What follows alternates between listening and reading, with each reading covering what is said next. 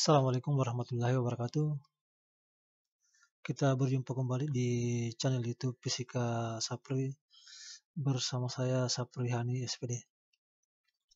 Pada kesempatan hari ini kita akan belajar fisika dengan materi gelombang mekanik, di mana materi ini merupakan materi fisika kelas 11 SMA.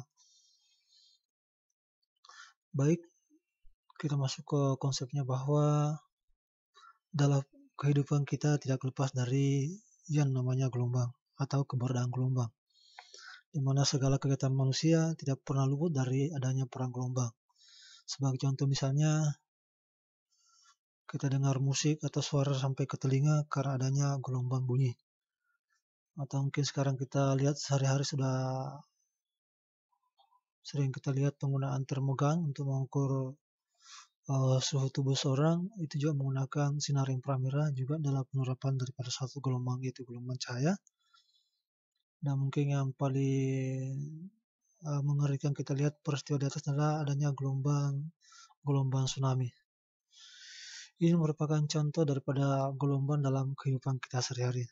Nah, bagaimana gelombang serta persamaan-persamaan yang terdapat dalam gelombang itu sendiri atau besaran-besaran yang terdapat dalam gelombang itu sendiri akan kita bahas di pertemuan kita hari ini.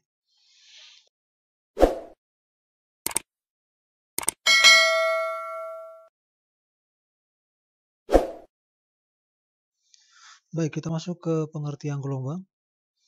Nah, gelombang merupakan getaran yang merambat pada medium akibat adanya energi yang berpindah, di mana partikel tidak ikut berpindah. Jadi, gelombang merupakan proses perwujudan perpindahannya energi, di mana arah getaran dan arah perambatan merupakan salah satu kriteria untuk menentukan jenis-jenis gelombang.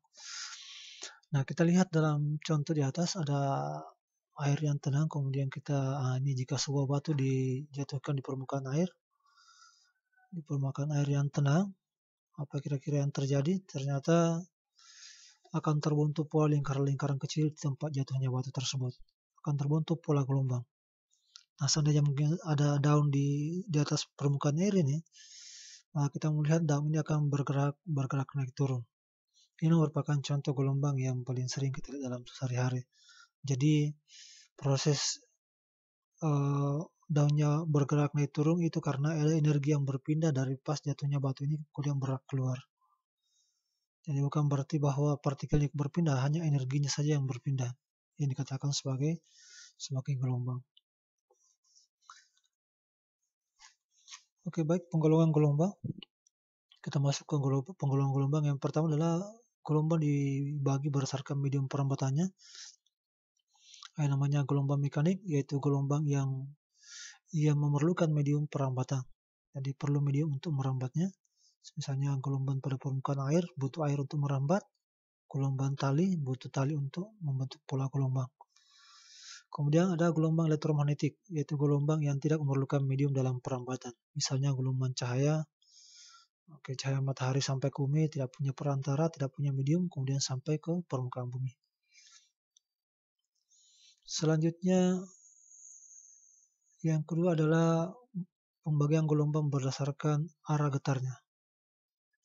Yang ada yang disebut dengan gelombang transversal, yaitu gelombang yang arah rambatnya tegak lurus terhadap arah getarnya. Contohnya adalah pada tali yang digerakkan sehingga terbentuk pola gelombang begini. Jadi arah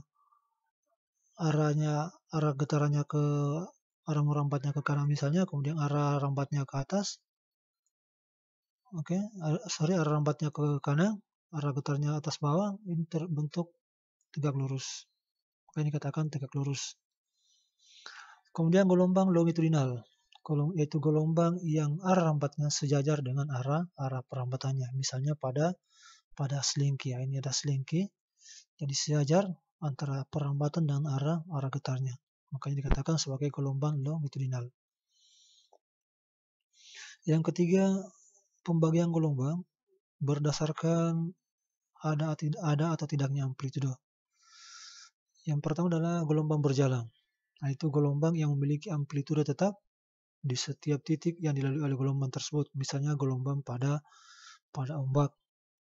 Ini contohnya. Kemudian ada juga dikatakan gelombang stasioner, yaitu gelombang yang memiliki amplitude yang berubah-ubah. Misalnya gelombang pada senar gitar yang dipetik. Nah, ini. Jadi untuk fokus pada pembahasan gelombang berjalan dan gelombang stasioner akan kita bahas tersendiri pada pertemuan kita berikutnya.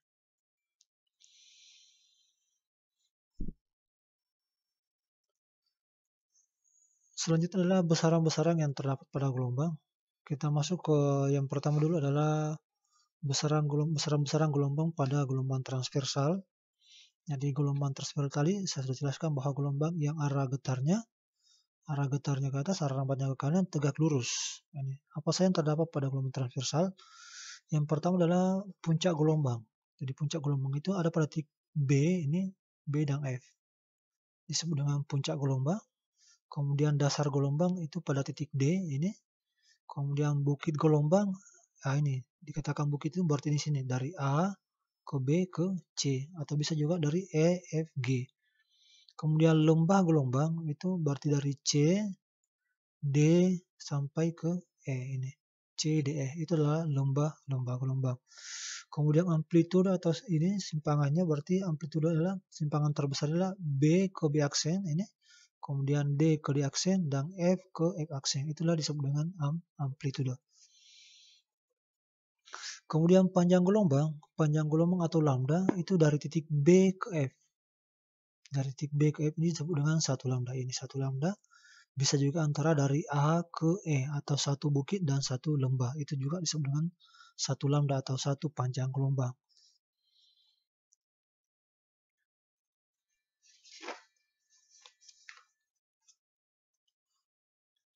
Nah, kalau pada gelombang longitudinal, besaran-besaran apa saja yang terdapat pada gelombang longitudinal?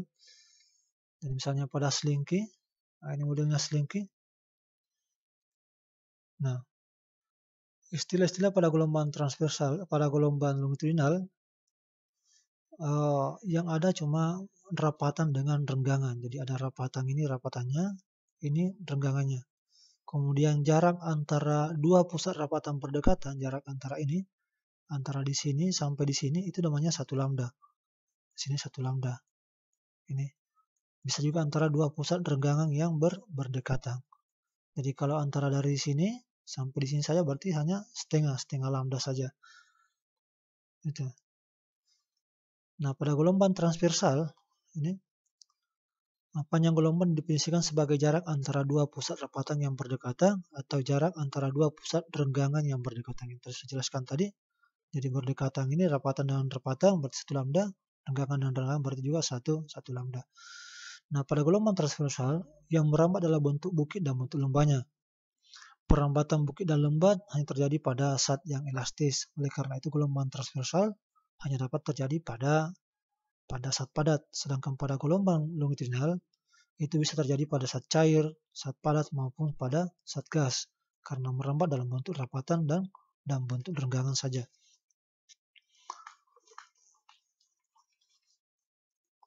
Selanjutnya kita masuk beberapa istilah pengertian dalam gelombang. Yang pertama adalah panjang gelombang. Tadi sudah jelaskan tadi. Jarak antara satu bukit dan satu lembah gelombang pada gelombang transversal. Itu dengan satu lambda. Kemudian periode gelombang adalah waktu yang diperlukan untuk menempuh satu gelombang penuh. Sedangkan frekuensi adalah jumlah gelombang yang terjadi dalam waktu 1 detik. Jadi kebalikannya kalau periode gelombang adalah waktu yang diperlukan untuk membentuk satu bukit dan satu lembah. Sedangkan frekuensi berapa gelombang yang terjadi dalam waktu 1 detik. Bagaimana hubungan antara besaran-besaran tersebut? Dapat dituliskan sebagai berikut. Ini F sama dengan 1/T, jadi frekuensi sama dengan 1/periode, atau kebalikannya periode sama dengan 1/F. Atau kecepatan rambat gelombang sama dengan lambda per T. Lambda ini panjang gelombang, T adalah periode, kemudian V adalah cepat rambat gelombang. Bisa juga ini V sama dengan lambda kali F. Ini besaran-besaran dasar dari besaran-besaran dasar pada persamaan gelombang. Nah, contoh soal misalnya. Ini kita lihat contoh soal. Gelombang transversal merambat dengan kecepatan 60 meter per sekon. Pada suatu saat gelombangnya terbentuk pola seperti gambar di bawah ini, ada gambarnya dari A, B, C sampai G. Nah, jika dari A ke G itu jaraknya 45 meter, tentukan frekuensi gelombangnya. Dari A ke G 45 meter, berapa frekuensi gelombangnya? Oke, penyelesaian kita kerja sama-sama ya. Diketahui kecepatannya adalah 60 meter per sekon. Nah, dari A ke G itu jaraknya adalah 45 meter. Nah, berapa lambda dari A ke G? Kita hitung. Dari sini sampai sini ini satu lambda. Kemudian dari sini sampai sini juga 1 lambda. Berarti 2 lambda. Sampai ke sini lagi berarti 3. Makanya 3 lambda. A ke G itu 3 lambda. Berarti lambdanya sama dengan 45 bagi 3. Dapat 15 meter. Jadi sini 15, 30, 45. Jadi lambdanya adalah 15 meter. Tanyakan frekuensinya, F-nya. Persamaan dasarnya V sama dengan F kali lambda, berarti F sama dengan F per lambda. F-nya 60 per 15 sama dengan 4 Hz. Jadi frekuensi gelombangnya adalah 4 Hz.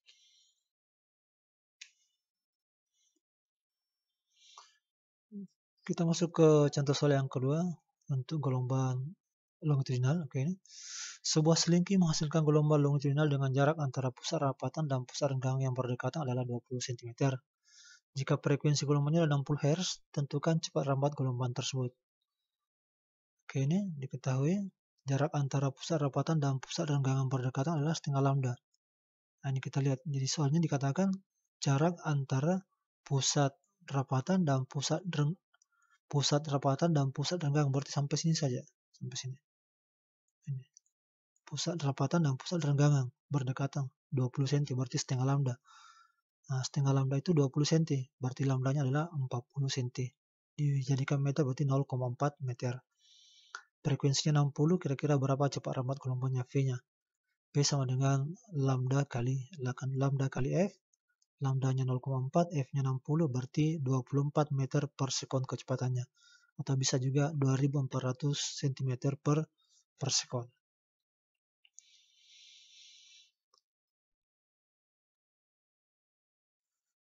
Kita masuk ke sifat-sifat umum gelombang. Sifat-sifat umum gelombang, jadi gelombang secara umum ada memiliki beberapa macam sifat.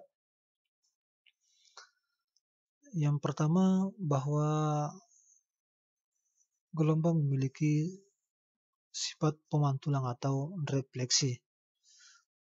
Sebagai contoh misalnya, jika ada tali kita ikat, kemudian kita sentakan, akan terbentuk pola gelombang, kemudian setelah sampai ke ujung ikatan, maka akan terpantul kembali. Ini merupakan contoh dari pemantulan. Nah, pada gambar mungkin di atas kita lihat ada gelombang cahaya yang terpantul. Ini kalau paling nyata sekali nih. Jadi hukum pemantulan gelombang itu berlaku adalah hukum Snellius, di mana dikatakan bahwa gelombang datang, gelombang pantul, dan garis normal terletak pada satu garis lurus ini. Gelombang datang, gelombang pantul terletak pada satu garis lurus. Kemudian besarnya sudut datang sama dengan besarnya sudut pantul. Nah, ini adalah salah satu ciri daripada gelombang itu dapat dipantulkan. Yang kedua bahwa sifat gelombang yang kedua adalah dapat dibiaskan atau refraksi. Apa itu pembiasan atau refraksi? Ini adalah peristiwa di mana gelombang mengalami perubahan kelajuan atau disebut dengan mengalami pembiasan. Jadi bisa kita lihat pada beberapa contoh dalam kehidupan sehari-hari, misalnya ada pensil dimasukkan dalam air yang bening, kelihatan pensilnya patah atau pulpennya patah. Ini juga mengacu sesuai juga dengan hukum pembiasan. Yang pertama katakan bahwa sinar datang, sinar bias, dan garis normal terletak pada satu garis lurus yang ini. Nah, ini contohnya. Nah, ada beberapa syarat yang terjadi terbentuknya pembiasan di sini. Nah, ini ada N1, indeks bias medium 1, misalnya dari udara, indeks bias medium 2 misalnya dalam air. Jadi jika sinar datang dari medium yang kurang rapat ke medium yang lebih rapat, maka sinar biasnya mendekati garis normal. Itu. Sebaliknya, jadi jika sinar datang dari medium yang lebih rapat ke medium yang kurang rapat, maka akan menjauhi garis normal. Nah, persamaan hukum Snelliusnya adalah N2 per N1, indeks bias medium 2, dibagi indeks bias medium 1 sama dengan sinus sudut datang per sinus sudut bias per bisa juga P1 per P2. Ini adalah persamaan dasar untuk hukum pembiasan atau refraksi. Selanjutnya, sifat gelombang atau karakteristik gelombang berikutnya adalah bahwa gelombang dapat mengalami interferensi. Interferensi, jadi selain pembiasan gelombang dan pemantulan, ternyata gelombang juga mengalami interferensi atau perpaduan. Nah, interferensi gelombang adalah perpaduan atau superposisi gelombang ketika dua gelombang atau lebih telah tiba di tempat yang sama pada saat yang sama. Jadi penggabungan dua gelombang membentuk satu gelombang baru yang disebut dengan gelombang hasil interferensi. Nah, ini jadi interferensi juga terbagi atas dua. Ada interferensi konstruktif dan ada interferensi destruktif. Jadi interferensi konstruktif adalah interferensi yang terjadi karena dua gelombang membentuk pola gabungan yang saling menguatkan. Yang terbentuk pola gelombang yang lebih tinggi. Sedangkan interferensi destruktif membentuk pola gelombang yang saling melemahkan. Nah, ini contohnya kita lihat dua buah gelombang yang terbentuk, jadi beberapa pola gelombang terbentuk ini kemudian terbentuk pola interferensinya. Selanjutnya, sifat gelombang berikutnya adalah bahwa gelombang dapat mengalami difraksi gelombang. Nah, jadi peristiwa pelenturan gelombang ketika gelombang melewati celah sempit atau penghalang dikatakan sebagai pelenturan atau difraksi. Jadi jika gelombang melewati suatu penghalang atau celah sempit, maka akan terbentuk pola gelombang seperti di atas. Itu yang disebut dengan difraksi. Jadi celahnya bisa mungkin celah sempit, bisa mungkin celah lebar, dan akan terbentuk polanya berbeda-beda. Kalau yang ini kebetulan di gambar di atas adalah celah sempit, akan terbentuk pola setengah gelombang ini. Gitu. Selanjutnya kita masuk ke contoh soal yang ketiga.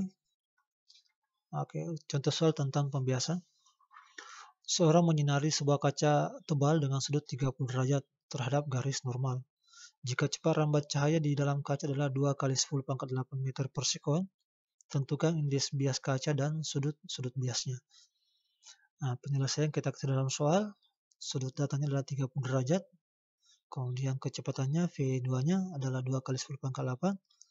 Nah, kecepatan cahaya, kebetulan dalam soal tidak ada, maka berarti kecepatan cahaya itu adalah 3 kali 10 pangkat 8. Ini sudah ketetapan. Ditanyakan adalah bagian A, indeks bias kaca berarti N2-nya. Kemudian sudut biasnya atau theta R-nya yang ditanyakan. Nah, kita jawab sama-sama. A sama dengan N sama dengan C per P, indeks bias sama dengan C per P, indeks kecepatan rambat cahaya per kecepatan cahaya dalam medium. Berarti 3 kali 10 pangkat 8 ini dibagi 2 kali 10 pangkat 8. Pangkat 8-nya habis, ini habis. Berarti indeks bias kaca itu adalah 1,5. Selanjutnya bagian B, untuk mencari sudut bias kita gunakan hukum Snellius. Nah, ini sin theta 1 per sin theta 2 sama dengan N2 per N1. Indeks bias 2 per indeks bias 1. Nah, sin theta 1-nya adalah sin 30. Ini sudah dikatakan tadi sin 30. Sin 30 per sin theta R, sudut bias yang dicari. Kemudian N2 adalah indeks bias kaca. Nah, dari bagian pertama, bagian A. Kemudian indeks bias udara, karena dia berasal dari udara, berarti indeks bias udara adalah 1. 1,5 bagi 1 dapat tetap 1,5. Berarti sin theta R sama dengan sin 30 berarti 0,5. 0,5 per 1,5 dapat 0,33. Jadi sin theta-nya adalah 0,33. Ditanyakan adalah theta-nya sama dengan arcus sin 0,3 itu sebesar 19,27 derajat. Jadi indeks bias kacanya adalah 1,5 dan besar sudut biasnya sebesar 19,27 derajat. Jadi dia mendekati garis normal sebesar 19,27. Oke, saya kira itu saya dapat saya sampaikan pada hari ini. Mudah-mudahan video ini bermanfaat. Sekian dan terima kasih. Jangan lupa silakan like, komen, dan subscribe.